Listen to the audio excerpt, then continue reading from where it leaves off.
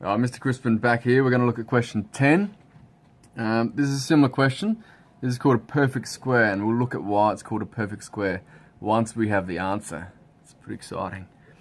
Okay, this one here, let's just put it down here. In general form, comes in the form of this. Okay, so we're looking for something that's a squared plus 2ab plus b squared.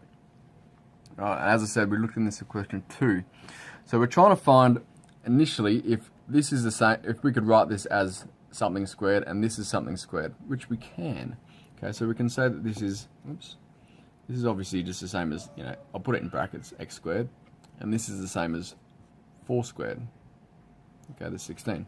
So yes, we can write it like that and write it like that. What we need to check to see if it's one of these special types of perfect squares is to see if this center works out in terms of what our a and what our b is. So this rule says that if a and b are multiplied together and then doubled, if this is true, we should get 8x. So let's check it. So if we go double times a, which is x, and then times b, which is 4, right, does that equal this?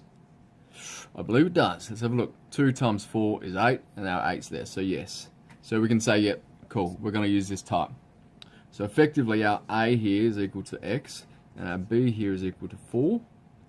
And if this is the case, the factorized version is written like this: a plus b squared. So here we're going to have x plus 4 squared.